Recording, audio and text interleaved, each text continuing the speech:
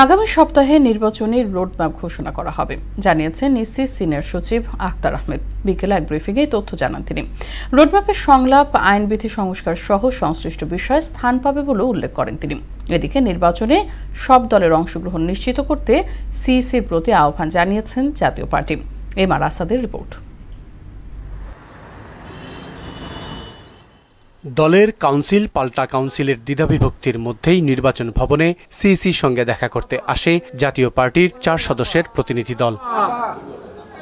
সাক্ষাৎ শেষে দলের জিএম কাদের অংশের মহাসচিব শামীম হায়দার পাটোয়ারি অন্তর্বর্তী সরকারের নিরপেক্ষতা নিয়ে প্রশ্ন তুললেও কমিশনের ওপর আস্থার কথা জানান। আমরা যেটা সমস্যা মনে করি সেটা হচ্ছে সরকারকে আমরা পুরোপুরি নিরপেক্ষ মনে করি না, তবে নির্বাচন কমিশনকে আমরা নিরপেক্ষ দেখতে চাই। আমরা নিরপেক্ষ এবং অ্যাকাউন্টেবল থাকবে। সকল নিবন্ধিত দলকে নির্বাচন কমিশন ডাকবে, কথা বলবে। দাবি করেন 18 সালের নির্বাচনে অংশ নিয়ে বিএনপি, জামায়াত, ইসলামী আন্দোলনও জাপার মতো ভূমিকা রেখেছে। দলের মধ্যে অনৈক্য নিয়েও কথা বলেন শামীম হায়দার পাটোয়ারি। একটি কাউন্সিল তথাকথিত করা হয় যেটি কোনোভাবেই বৈধ কাউন্সিল না। কিছু লোকের সমাবেশ করে একটি গ্যাদারিং করলেই সেটা বৈধ কাউন্সিল হতে পারে না। সেখানে আমার জানা মতে নির্বাচন কমিশনের প্রতিনিধি ছিল না।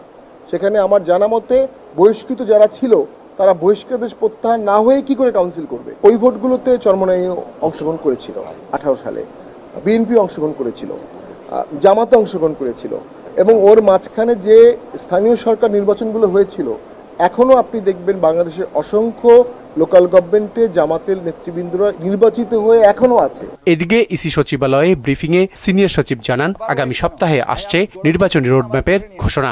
রোডম্যাপ আমরা এটা নিয়ে আলোচনা করেছি এবং আমরা আশা করছি আগামী সপ্তাহে আপনাদেরকে আমাদের নির্বাচনের রোডম্যাপটা দিতে পারবো। সুদীজনের সঙ্গে সংলাপ, আপনাদের সাথে সংলাপ ইত্যাদি, যেটা আইনবিধি সংশোধনের সম্পর্কে যাবতীয় তথ্যগুলো আপনাদের ওখানে দেওয়া হবে। 22টি নতুন রাজনৈতিক দলের মাঠ পর্যায়ে যাচাই বাছাই শুরু হয়েছে বলেও উল্লেখ করেন আখতার আহমেদ। 22টা যে রাজনৈতিক দলের নিবন্ধন যেটা হয়েছে যে প্রাথমিকভাবে তাদেরটা ফিল্ডে পাঠাবো আমরা আমাদের তথ্যের জন্য। এম আর আসাদ, মোহনা সংবাদ, ঢাকা।